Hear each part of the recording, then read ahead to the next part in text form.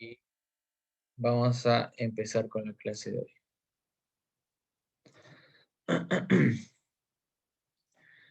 Bien, perfecto.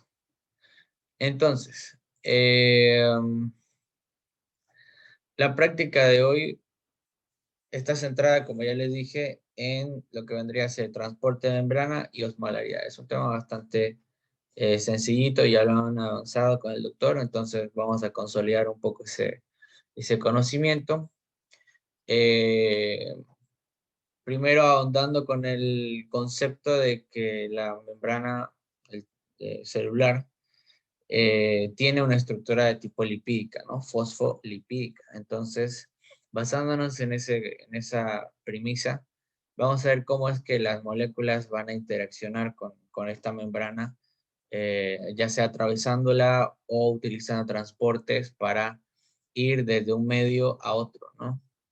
En este caso me refiero del medio interno del líquido extracelular al líquido intracelular, ¿no? Etcétera, etcétera. Bien, tenemos que tener en cuenta que nuestros líquidos corporales tienen una composición, ¿ya? Esto se lo saben de memoria. Eh, lo que sí me interesa que recordemos es que en cada espacio, en cada espacio celular, ya sea el intracelular o el extracelular, tenemos diferentes concentraciones de iones, ¿no? Diferentes concentraciones de iones. Por un lado vamos a tener, por ejemplo, en el líquido intracelular, el ion que predomina es el potasio, ¿no? El catión que predomina es el potasio, ¿no? Es un ion positivo que va a estar en altas concentraciones. Este concepto de concentración tiene que manejarlo eh, así, ¿no? Tiene que ser parte de su lenguaje diario, ¿no? Las concentraciones.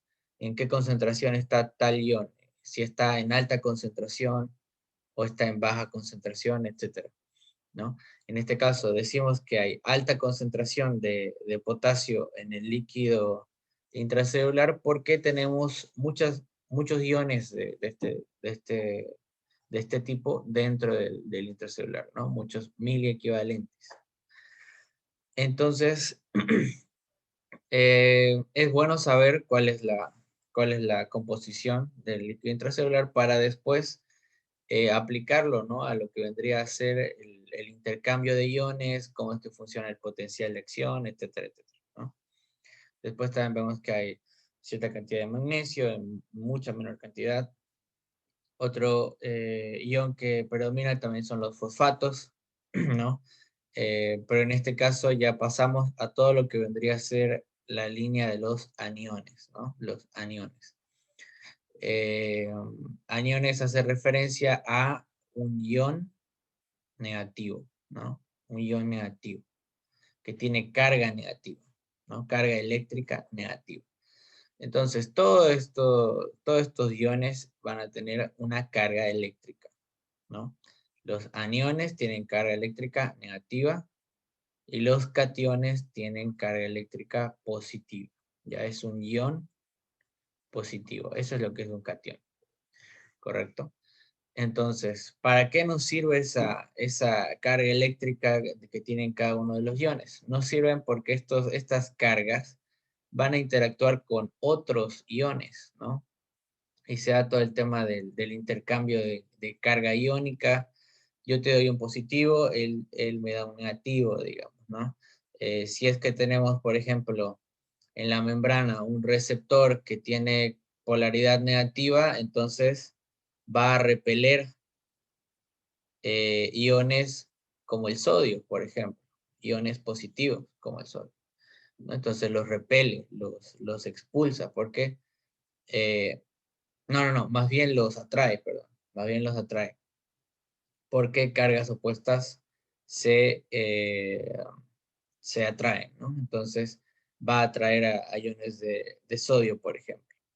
El ejemplo sí se puede plasmar con un cloruro, por ejemplo, ¿no? Un cloruro que es un ion negativo, o sea, un anión, Si es que se acerca a una proteína canal, por ejemplo, que tiene carga negativa, entonces ahí sí va a ser repelido, ¿no? Va a ser expulsado, por así decirlo, ¿no? Entonces, esa diferencia de cargas, el positivo y el negativo, se atrae, pero cargas iguales se repelen. Es importante saberlo, ¿no? Porque en en la estructura de una proteína de canal, que ya lo habíamos graficado, ¿no? De esta forma, aquí en el centro de estas proteínas, o sea, son como tubitos, ¿no? Habíamos dicho. En el centro de estas proteínas hay carga eléctrica, ¿ya? Puede ser o carga eléctrica negativa o puede ser carga eléctrica positiva. Eso ya depende del tipo de proteína de transporte con la cual estemos lidiando o estudiando, ¿no? Entonces, es importante saber la diferencia entre cationes y aniones. Es importante saber las concentraciones. Ahorita vimos lo que es la concentración del líquido intracelular, ¿no? Y dijimos, predominancia de potasio. Perfecto. Ese es un concepto clave. También hay predominancia de fosfatos, que ya serían aniones. Y también tenemos predominancia de proteínas, ¿no? Proteínas. La proteína generalmente es negativa, ¿ya? La proteína generalmente tiene carga negativa. Bien, perfecto. Ahora,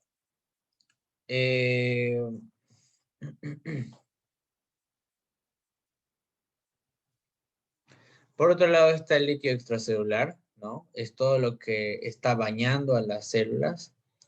Y básicamente el líquido extracelular está o sea, cuenta con una predominancia de sodio, ¿no? El sodio va a ser su ion estándar o su ion estrella, por así decirlo, ya que va a ser el ion de mayor concentración extracelular, ¿no? Extracelular.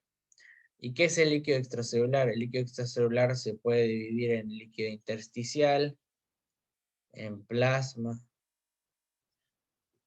líquido transcelular, eso, ¿no? Intersticial, plasmático o sanguíneo y transcelular, ¿no?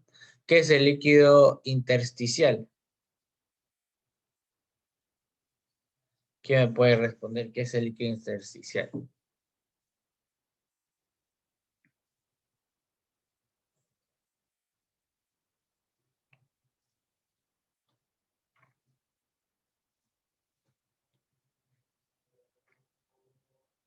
A ver, líquido intersticial. ¿Qué es el intersticio? El líquido que está entre las El células. espacio entre medio de las células.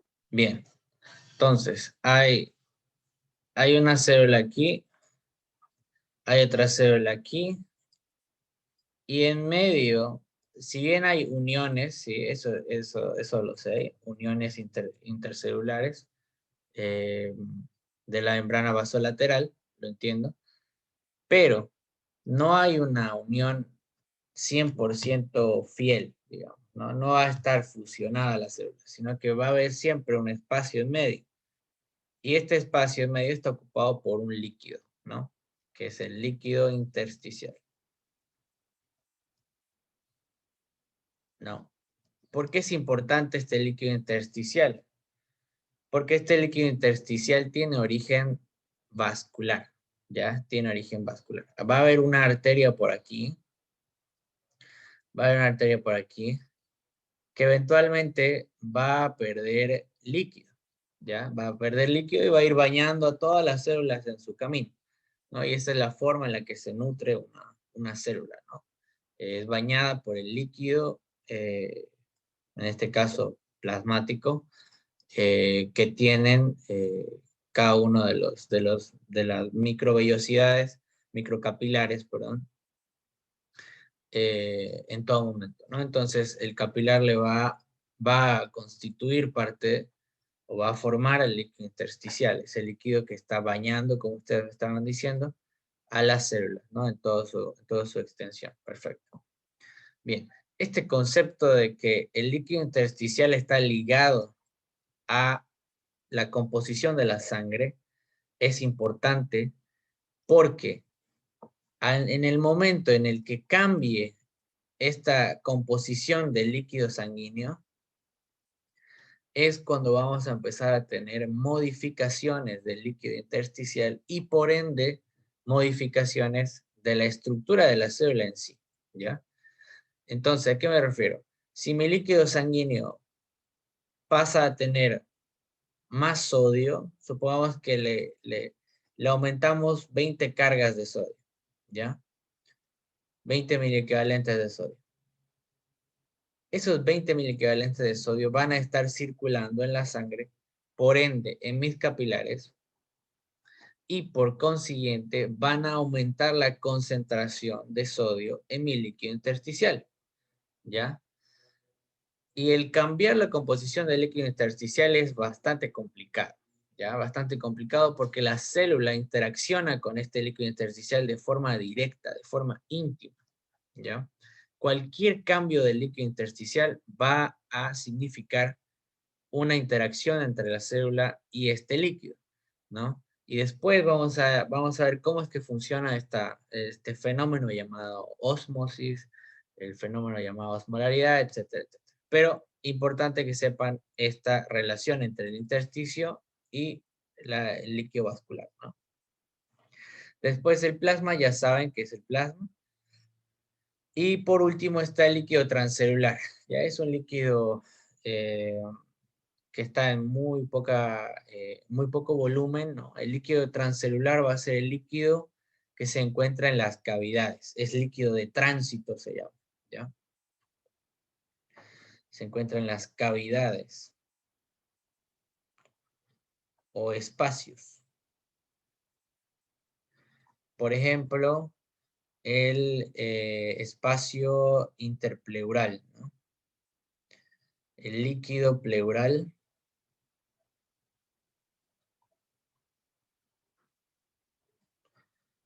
el líquido pericárdico,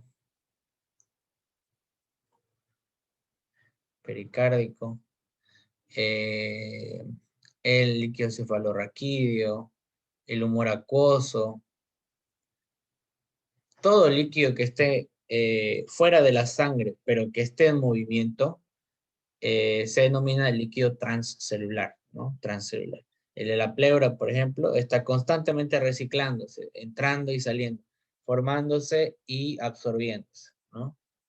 Lo mismo el líquido pericárdico, ¿no? Ese es el líquido que está entre la pleura, entre el pericardio visceral y el parietal, ¿no? Entonces, lo de la misma forma, el líquido cefalorraquídeo y el humor acuoso. Perfecto. Líquido transcelular.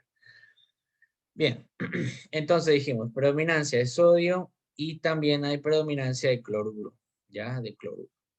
Ion cloruro se llama, ya no. A veces decimos cloro, digamos, ¿no? Pero el cloro en sí es una molécula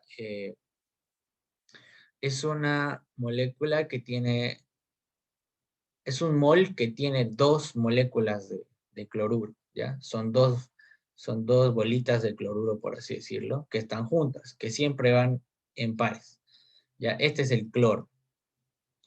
Y el cloruro es cuando está solito, ya es una sola molécula de, de cloro y se denomina ion cloruro, ¿ya? Por otro lado, también tenemos una predominancia ligera de bicarbonato, ¿ya? Pero lo que hay que recalcar aquí es que hay más bicarbonato en el extracelular que en el intracelular. Fíjense, hay poquito bicarbonato, ¿no? En el intracelular. Entonces, ¿qué podemos inferir? Que hay mucho bicarbonato en el extracelular, ¿ya? Y este nos va a ayudar con la regulación del pH, eh, ya sea en acidosis o en alcalosis. ¿Ya? Perfecto. Bien. Ahora, todas estas moléculas de aquí todas estas moléculas de aquí, eventualmente van a sumarse, ¿ya? Van a sumarse. Por ejemplo, el sodio tenemos un aproximado de 134 mil equivalentes litros, ¿ya? Mil equivalentes, 134. El cloruro, igual, hay un aproximado entre 108 mil equivalentes litros. Esta suma de esta concentración de iones es lo que nos va a dar este valor de aquí, el que se llama valor de osmolaridad, ¿ya? Osmolaridad. ¿Qué es la osmolaridad? Es la cantidad de solutos. ¿Alguien me puede decir qué es un soluto? ¿Algún elemento sólido que se pueda diluir en un solvente? Bien, el soluto es algo que se disuelve, ¿ya? Así pues, en formas sencillas. El soluto es algo que se disuelve. ¿Y qué es la disolución? Es cuando vos colocas una sustancia en un medio líquido o en un disolvente, ¿ya? Ese disolvente puede ser agua, puede ser alcohol, puede ser eh, acetato, lo que sea. Cualquier tipo de líquido que llegue a disolver un sólido cuenta como, como disolvente, ¿no? Entonces, el soluto vendría a ser el azúcar de tu té, ¿no? Y el agua vendría a ser el disolvente. El agua hervida, el disolvente, ¿no? El que va a disolver tu azúcar, ¿no? En tu cucharita. Perfecto. Bien. ¿Qué es la osmolaridad entonces? La cantidad de solutos contenidos en un kilo de solución. En este caso, se representa como un litro de líquido, ¿ya? Eh, Ahora, entonces, si yo les digo, es la cantidad de solutos. ¿Quién sería el soluto de nuestra solución en este caso? Los solutos van a ser estos iones. El sodio va a ser un soluto. El cloruro va a ser otro soluto. De la misma forma, el bicarbonato, ¿ya? Entonces, estos solutos disueltos en un litro de líquido, en este caso, ya le dije, puede ser líquido intersticial, puede ser plasma, puede ser líquido transcelular, cualquiera. La cosa es que estos iones sumados, más cloruro, más bicarbonato, sumados, nos van a dar el valor de osmolaridad de ese líquido, ¿ya? Nos van a dar el valor de osmolaridad de ese líquido. Entonces, por ejemplo, les estaba diciendo, es 134 aproximado de sodio. 134, 142, tengo entendido que es un rango intermedio de sodio. De cloruro tenemos 108. Entonces, dense cuenta, con estos dos iones ya casi estamos completando el valor normal de la osmolaridad. ¿Cuál es el valor normal de la osmolaridad? 280 a 296 miliosmoles, ¿ya? Miliosmoles. Ahora, este miliosmol tiene una relación directa con el mili equivalente, por si acaso, ¿ya? Se pueden usar ambos. Las diferencias entre miliosmol y miliequivalente sí son reales, pero no son tan notorias. Ya pueden utilizar si quieren el concepto de miliequivalente o miliosmol como ustedes lo vean más conveniente, ¿no? Entonces, la suma de estos iones nos van a dar el valor de osmolaridad. Fíjense aquí, ya tenemos 134 y 108, ya tenemos 234 miliosmoles o miliequivalentes en nuestra fórmula de osmolaridad. Entonces, si se dan cuenta, solamente con el sodio y el cloruro ya estamos casi completando el valor de osmolaridad, ¿ya? Casi completando.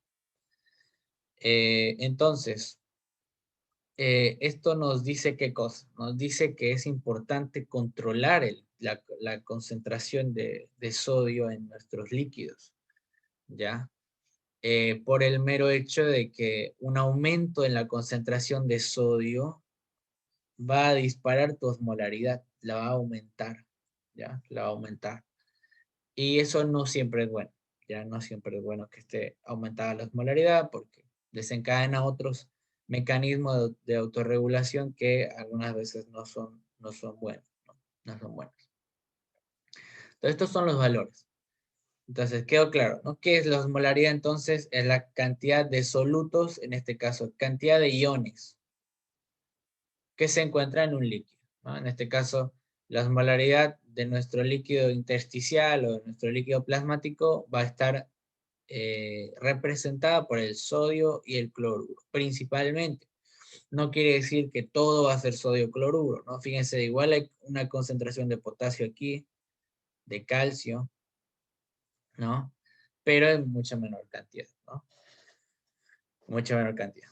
La cuestión es que al final del día van a formar o van a sumarse entre todos estos iones que hay aquí, van a sumar estos valores que ya están predeterminados, que lo saqué de su libro de Guyton, ¿no? Eh, que van a ser valores fijos, que siempre van a ser esos, ¿no? Nunca, no va a haber un valor normal de osmolaridad diferente, ¿no? Ahora, de que va a fluctuar, claro, va a fluctuar obviamente, dependiendo de lo que consuma, ¿no? Si es que comiste, no sé, unas papas llenas de sodio, tu osmolaridad en tu líquido plasmático va a aumentar eventualmente, ¿no? Eso es lógico. Es un valor que fluctúa, puede aumentar, puede disminuir, pero que tiene un rango normal fijo, ¿ya? Tiene un rango normal fijo. Bien, del mismo modo, aquí tenemos tres valores de osmolaridad que fíjense son casi idénticos, ¿no? Del líquido intracelular hay 281 miliosmoles. Perfecto. El líquido intersticial hay 281 miliosmoles, idéntico. Osmolaridad plasmática 282 miliosmoles, incluso podríamos ponerlo 281 para que entiendan este concepto. En el líquido extracelular y en el líquido intersticial va a haber la misma cantidad de iones, ¿ya? Si en el líquido extracelular hay 10 iones, en el intracelular tiene que haber 10 iones también. ¿Para qué? Para que haya un equilibrio, ¿ya? Un equilibrio. Equilibrio osmolar se llama, ¿ya? Equilibrio osmolar. Entonces, esta osmolaridad de aquí está representada por el sodio, perfecto. Pero el líquido intracelular va a estar representada por el potasio, ¿ya? Por el potasio. Pero va a interactuar de la misma forma, ¿no? El potasio igual, intracelular tiene altas cantidades, altas concentraciones. Tiene 140, tengo entendido, miliosmoles litro. Entonces va a ser como el alter ego del sodio, ¿no? Si el sodio domina en el extracelular, el intracelular está dominado por el potasio, ¿no?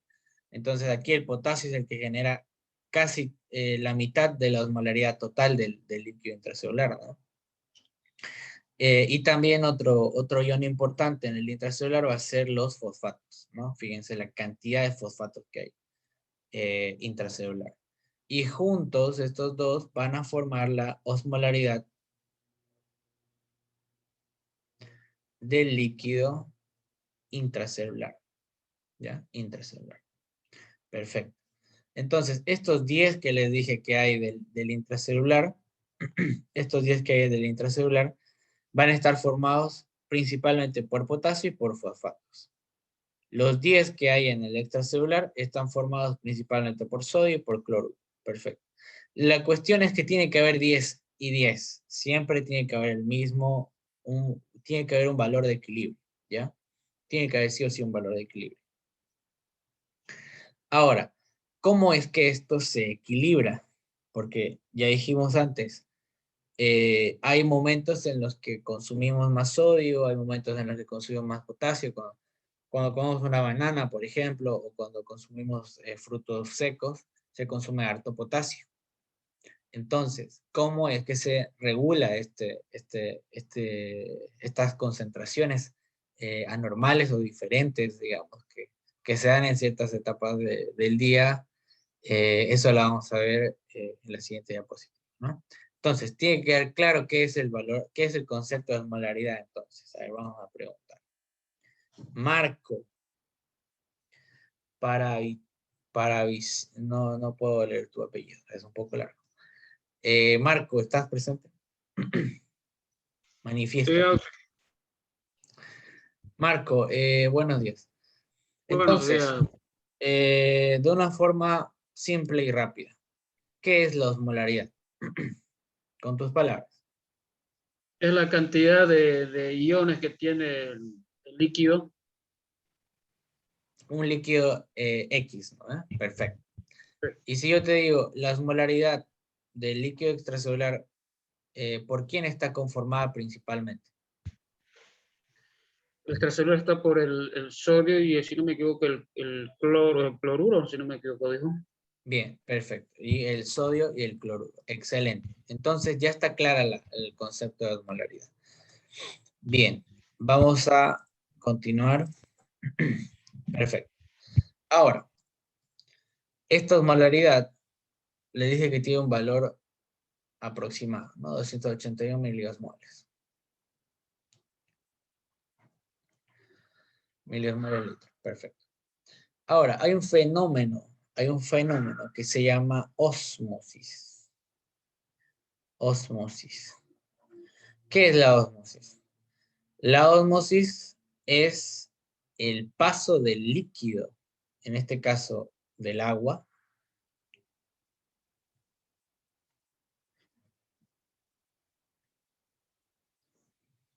de un medio. Escucha, no escribí.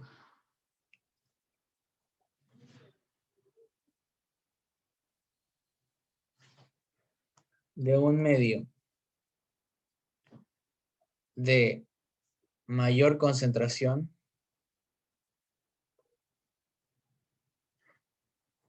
perdón, de menor concentración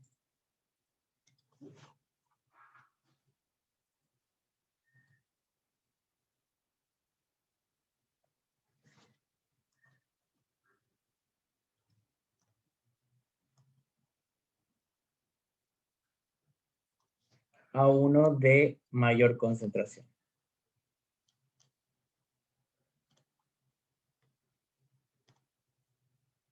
¿Ya? Entonces, ¿qué es la ósmosis? La ósmosis va a ser el paso, del líquido, de agua, de moléculas de agua, de un medio de menor concentración